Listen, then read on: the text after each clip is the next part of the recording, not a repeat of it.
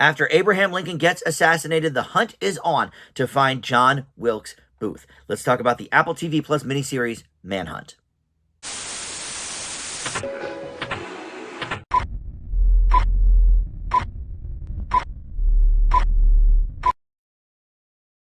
Hey guys, Dan here. This is Dan Reviews It. Welcome to my TV review for the Apple TV Plus series Manhunt. This is streaming all 7 episodes right now, and it's got some names and faces you may recognize, so we'll talk about that in just a moment. First, though, let me welcome you back to the channel. If you are one of my subscribers already, thank you so much for that. Always love having you guys return to the channel. But if you're not, please consider subscribing. Click that notification bell. You could just like this video or comment below as well. All that stuff, of course, helps the channel out tremendously. All right, so let's talk about Manhunt. This is starring Tobias Menzies as Edwin Stanton, who was Lincoln's Secretary of War. He was a good buddy of Honest Abe's, and after the assassination by John Wilkes Booth, Stanton is the one who basically, spearheads the manhunt to track down Booth. And so Tobias Menzies plays him. I knew the name because it's sort of a funny name, Tobias Menzies. But his most famous roles, The Crown, Outlander, Game of Thrones, 3 shows I've never seen 1 minute of. And I know they're very, very popular shows. So, you may recognize this guy. For The Crown, he was in seasons 3 and 4, I believe, because you know how they change out, based on the era. I don't know who he plays, but he was in season 3 and 4 of The Crown. You might know this guy from one or all of those things. I don't. So this is probably the most I've ever seen of him. I may have seen him pop up, somewhere, in like a minor role or like a movie or something. But yeah, those are his most famous roles, and I don't know him from that. But Anthony Boyle plays John Wilkes Booth, and he is most recently known, I guess, for the Masters of the Air, which is another Apple TV Plus series from earlier this year. You have Hamish Linklater as Abraham Lincoln.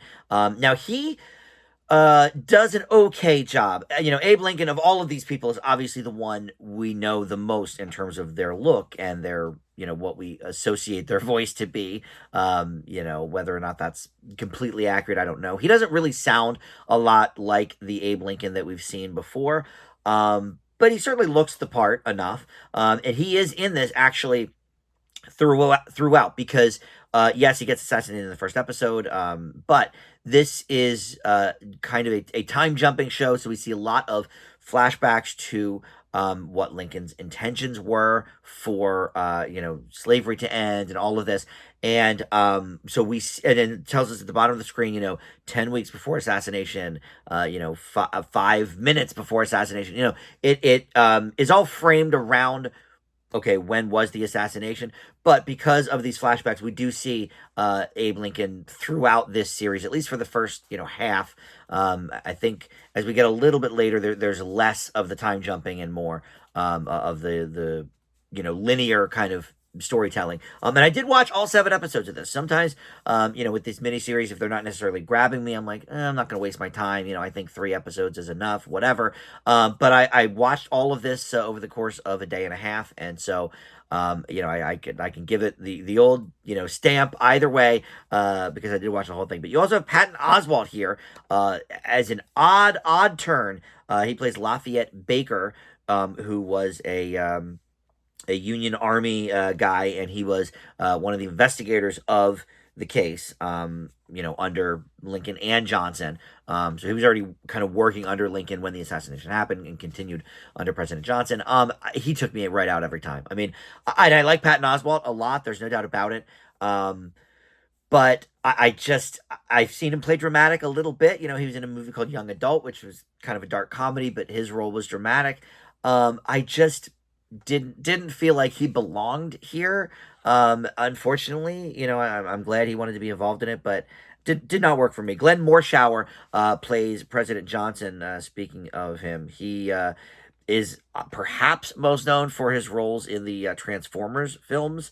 He's been in a few of those. But anyway, and Lovey Simone factors in as well as this slave, Mary Sims, who was freed and then has to sort of deal with, the aftermath of the assassination and questioning, what her place is, in her own country, but she also factors in heavily with dealing with the trial of Samuel Mudd, and Matt Walsh plays him. So that's your whole cast of characters. There's a lot, I know, and really Mudd factors heavily into the last like episode and a half, 2 episodes, whatever, because the last episode specifically is all about Mudd's trial, and I won't give away spoilers if you don't really know the history of it all, but Mudd was accused of aiding and abetting basically Booth and taking him in and whatever, because he was a doctor. So Matt Walsh plays him, and so he factors in heavily as the series continues. So look, my biggest issue with this show is the length. And I talk about this a lot when I'm talking about streaming miniseries, that are in that range of like 7, 8, 10 hours. Luckily, we don't see too many that are 10 hours anymore.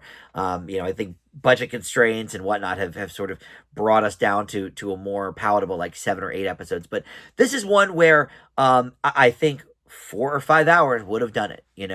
And something I always talk about is back when I was growing up, in the 80s and 90s, you had these TV miniseries, and it was, appointment television, but it would run, for 2 or 3 hours on 2 nights, sometimes consecutive nights, sometimes a few nights apart, whatever it was. But your total runtime, when you take out the commercials, was like 4 hours, maybe less, maybe 5 hours if it was 2 nights of 3 hour shows or whatever. But this idea, and these are all like an hour, 58 minutes, whatever. So you're getting really close to 7 hours of content, and I just don't think it was necessary. There was too many sort of branches off that we didn't necessarily need. Like, the Mary Sims storyline, the Lovey Simone character. Look, it was fine because obviously it relates to a kind of future that Booth wanted and that Abe Lincoln did not want, and so it's sort of an example of that, and she obviously factors into the Mudd trial. But we've seen that story played out so many other times elsewhere, in greater movies and shows. It wasn't really necessary. Let's focus on the manhunt itself, and the assassination, maybe, and the lead up to that.